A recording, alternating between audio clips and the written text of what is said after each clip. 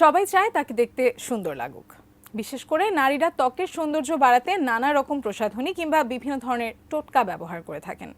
কিন্তু জানলে অবাক হবেন, পৃথিবীর এক উন্নত দেশে সৌন্দর্য বাড়াতে অতি কার্যকর পদ্ধতি হিসেবে প্রচলিত রয়েছে থাপ্পড় থেরাপি।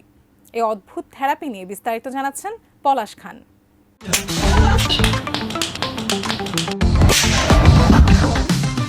ভাবছেন সৌন্দর্য বাড়ানোর এ আবার কেমন পদ্ধতি, কিন্তু জানলে অবাক হবেন যে থাপ্পড় দিয়ে সৌন্দর্য বৃদ্ধির এই অদ্ভুত থেরাপিটি দক্ষিণ কোরিয়ায় বেশ জনপ্রিয়। শত শত বছর ধরে সেখানকার নারীরা সৌন্দর্য বাড়াতে এই অদ্ভুত প্রক্রিয়ার প্রয়োগ করছেন নিজেদের ত্বকে। সুন্দর হওয়ার জন্য তারা প্রতিদিনই নিজেদের গালে অন্তত 50টি করে চড় মারেন। তাদের বিশ্বাস, এই থেরাপি ত্বকের উন্নতি করে, আর এতে করে নাকি নারীরা আগের চেয়েও অনেক বেশি সুন্দরী হয়ে ওঠেন।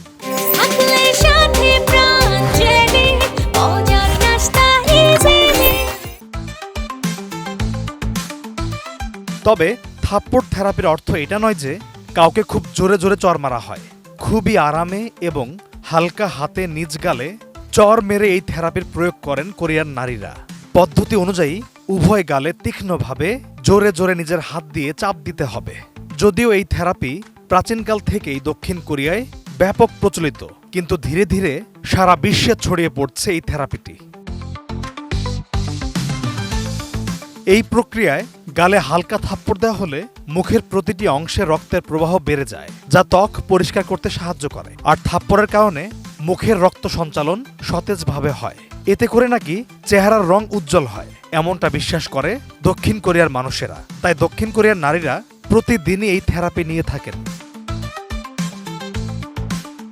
কোরিয়ার মানুষেরা ছোট থেকেই এই থেরাপির প্রয়োগ শুরু করে, যে কারণে বড় হতে হতে তাদের ত্বক অনেকটাই উজ্জ্বল হয়ে ওঠে বলে দাবি করেছেন অনেকেই। নারীদের পাশাপাশি দক্ষিণ কোরিয়ার পুরুষরাও এই থেরাপি ব্যবহার করে থাকেন।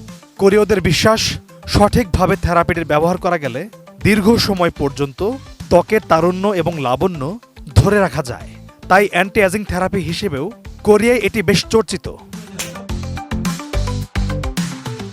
পলাশ খান, এটিএন নিউজ।